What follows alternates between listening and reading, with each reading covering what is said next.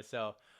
So I think this is a perfect chance to weave in, speaking about Yair making weight, is the idea of weight cutting. So briefly, for those who aren't familiar, what is weight cutting?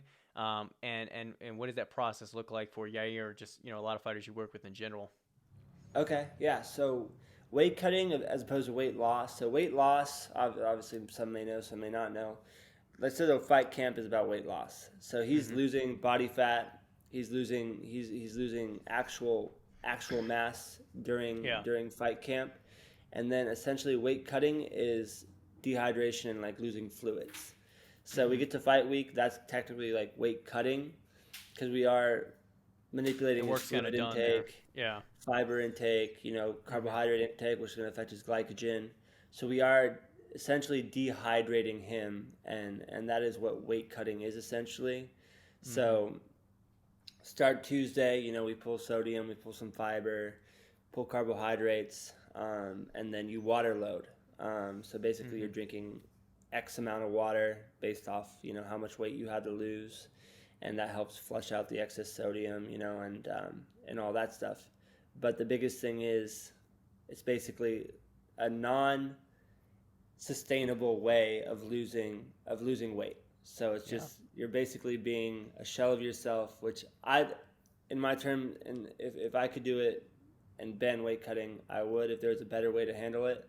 Yeah. But guys are going to find ways around it. Whether you're doing hydration testing, whatever you're doing, Yeah. I was people gonna are going say to find a way one to cheat the system doesn't system. seem to work that It's well. garbage. One system is absolute garbage, and they act like it's the saving grace. It's They act trash. about a lot of things. Yeah. Man, they're tripping. They don't know what they're doing, Yeah. but they'll act like they're the gold standard for safety. But Yeah. I guess that's just the world we live in. Shout out to Mm-hmm. What Championship, Yeah. but They're actually but coming to the States. They're they're coming coming to just like two Colorado, hours right? from me. Yeah, in Broomfield. Yeah, it's like Yeah, 2 hours north of me. Yeah. yeah. Let me know if you want to go. I could probably. If you're I going, had I had connections at One Championship before I started talking about before you just their badmouthing them there. hydrating. Yeah, Well, I take if you do everything show back. up, dude, if you do show up, let's do it. Cause I think DJ is fighting whatchamacallit, for Mariah for they're like three-peat. Are they actually selling tickets to it? Or are they just I don't think. acting like they're going to the U.S. market and not Um, selling tickets? well, I don't want to take up too much of the time ranting on this. I think they are Yeah, selling I'm tickets. just It's kidding. on the schedule. Oh yeah, hopefully they are. They're a Hopefully they funny are. organization. But anyway, back to weight cutting. So like you mentioned, you're basically getting into like a shell of yourself for this brief period to step on the scale, hit the weight, and then rehydrate and get back to actually feeling, to your optimum self. So after they hit that weight, what is that? Well, I guess let me give you a two-part question. First off, what are some of the techniques? I guess you may or may not handle most of this, but what are the techniques that you at least like to see as far as, is it more sauna? Is it more like a hot bath? Is it more, that like sauna box that people will like zip themselves in? Yeah. Like what are your preferred methods of cutting that as safely as possible? And then more so, how do you go about hydrating them as best as possible? And I like that you mentioned coconut extract or coconut water because that's a huge ingredient that I use a lot, whether I'm doing ultras or things like that. So touch on the first question, the method of cutting weight. It depends on the athlete, Mm-hmm. and I actually handle all that. So that's my most stressful day is because I'm in there with them doing that Mm-hmm. process. So it really depends on the guys. Some guys like baths, some guys hate baths. It's like let's say we do a bath. I'm monitoring the temperature, Mm-hmm.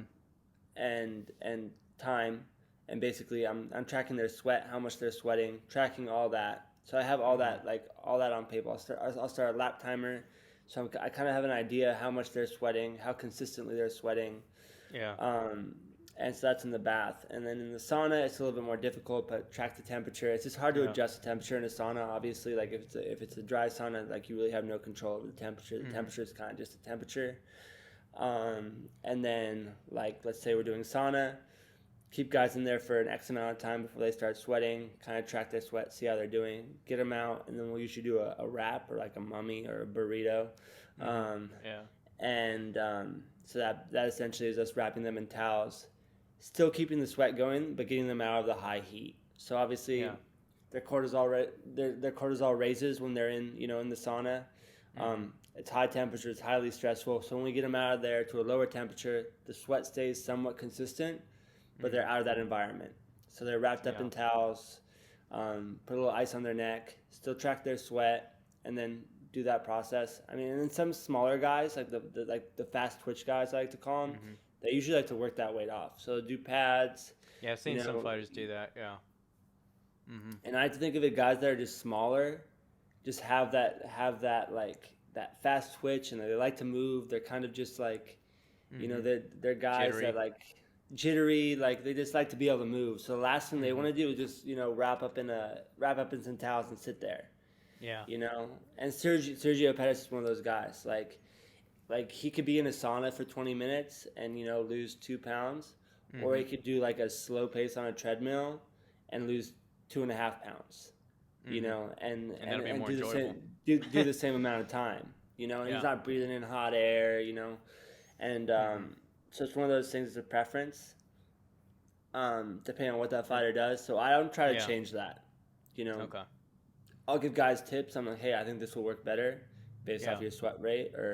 But like a guy like Yair, he was like, dude, I'll just do. And a guy like Jamal, who doesn't really cut too much weight in terms of water. Like he worked his weight off and he lost 3.5 pounds in that session. Did a little pad work, some grappling, woke up on weight. So that's an easy one. Those are the ones I want to be part of. Because my morning isn't riddled with anxiety and stress. Yeah. Of having to get someone into a sauna, get someone in a bath.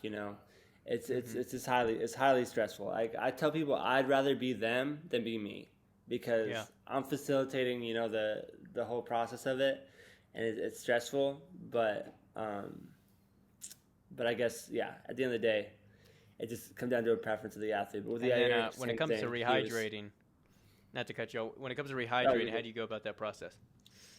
So rehydrating, obviously replenishing like sodium, electrolytes. I mean, whether it's in the form of coconut water, or like some Noon tablets, something like that. Everything in the UFC has to be third-party tested.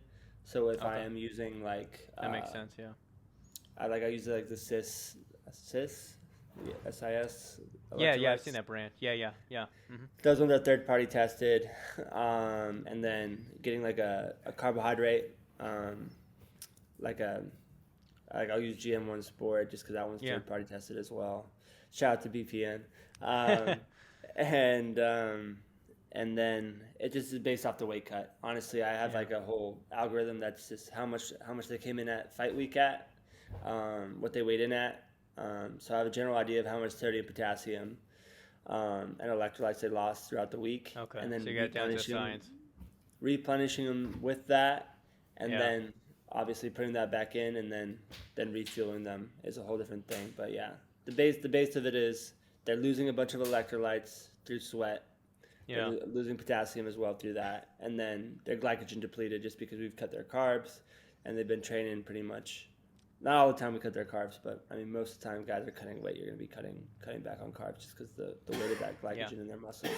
So refueling them with that.